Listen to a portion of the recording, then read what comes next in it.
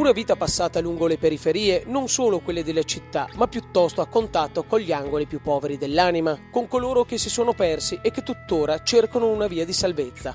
Questo e altro è la vita di Don Ciotti, fondatore prima del gruppo Abele, realtà di recupero per i tossicodipendenti e successivamente dell'Associazione Libera contro i soprusi delle mafie in tutta Italia. Si è presentato assorto quanto riflessivo Don Luigi Ciotti, accolto da un importante scroscio d'applausi, una volta salutato il pubblico, è diventato un fiume in piena nel ripercorrere la propria storia e la difficile mission di cui si sente investito. Non ha esitato a rispondere alle domande dei pervenuti, anzi ha fatto di esse spunto per recuperare brandelli di esperienze personali dure e crude.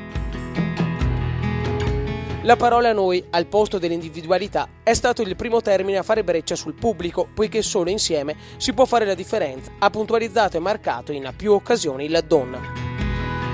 Le storie che ha inseguito Don Ciotti e che tuttora rincorre per tutta Italia rimangono vicende dove il dramma delle droghe, dell'alcol, del gioco d'azzardo, della prostituzione è l'ordinario, mentre l'obiettivo è sempre quello del reintegro di questi uomini e donne emarginati. Negli anni 90 l'impegno di Don Ciotti si allarga al contrasto alla criminalità organizzata. Dopo le stragi di Capaci e Via D'Amelio dell'estate del 92 fonda il mensile Narcomafie, mentre nel 95 fonda Libera.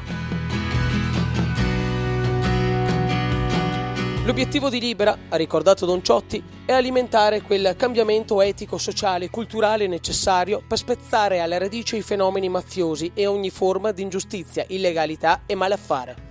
A questo servono i percorsi educativi in collaborazione con le scuole.